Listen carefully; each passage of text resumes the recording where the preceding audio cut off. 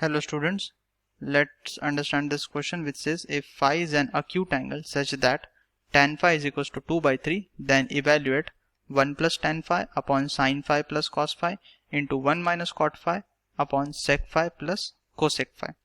So हमें tan phi की value दे रखी है और इस एक्सप्रेशन की वैल्यू फाइंड आउट करनी है. So let's start. सबसे पहले गिवन लिख लेते हैं.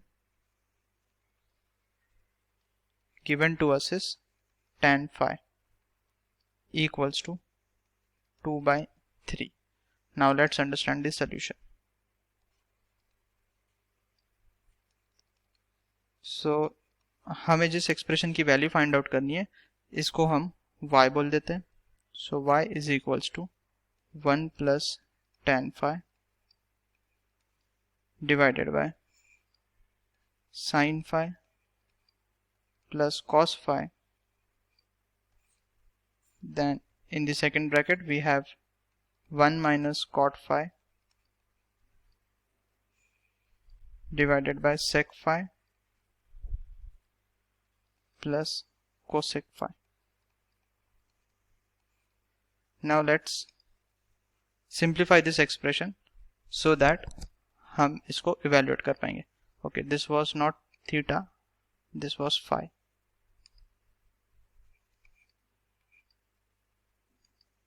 So सबसे पहले हम क्या करते हैं कि सारे टर्म्स को tan में कन्वर्ट करने की कोशिश करते हैं so that we can finally substitute tan phi. So यहाँ पे already tan phi, so we'll keep that as it is, that is 1 plus tan phi divided by sin phi plus cos phi. Now इसको हम लिख सकते हैं 1 minus cot phi को हम लिख सकते हैं cot phi we can write 1 upon tan, so we'll write this as 1 minus 1 upon tan phi divided by, यहाँ से हम क्या करते हैं कि sec phi plus cosec phi लिखा है तो हम यहाँ से sec phi को कॉमन निकाल लेते हैं. So we'll get sec phi into 1 plus cosec phi upon sec phi. Okay, so now next step में हम क्या करते हैं, this is equals to y. What we can do is हम इस ब्रैकेट में से जो डिनोमिनेटर में लिखा है फर्स्ट हम इसमें से cos phi को बाहर निकाल देंगे. So we'll have 1 plus tan phi divided by, अगर हमने cos phi को बाहर निकाला so cos phi बाहर आ गया into sin phi by cos phi आ जाएगा and plus 1. Then over here इसको LCM ले लेंगे तो this will be 1 tan phi minus 1. So this is tan phi minus 1 then divided by tan phi तो रहेगा ही और यहाँ पे कितना है, चलो पहले tan phi को लिख लेते हैं. So this is tan phi जो यहाँ से LCM लेने से आया. Then here we have sec phi और ये जो एक्सप्रेशन लिखा हुआ है इसमें हम क्या कर देते हैं कि 1 प्लस हम इसमें कोसेक को 1 अपॉन साइन लिख लेते हैं एंड सेक को 1 upon cos. So this will be nothing but cos phi upon sine phi. Right, ये आ गया हमारे पास. अब हम इसमें क्या करते हैं कि फर्दर इसको सिंप्लीफाई करेंगे. So y is equals to, now we can see that numerator में तो लिखा हुआ है tan phi plus 1 into tan phi minus 1. So इसको एज इट इज लिखे रहने देते हैं 1 plus tan phi into tan phi minus 1 divided by, so this tan phi लिखा है डिनोमिनेटर में, इसको हम बाहर लिख लेते हैं, पहले लिख लेते हैं. Then cos phi into sec phi we can understand will be equals to 1 because sec को 1 upon cos लिखेंगे तो cos cos कैंसिल हो जाएगा. So cos phi into sec phi this is 1. Now let's come to this bracket. इस bracket में क्या लिखा हुआ है, 1 plus tan phi लिखा हुआ है. So we'll write that 1 plus tan phi और tan phi plus 1 it's the same thing.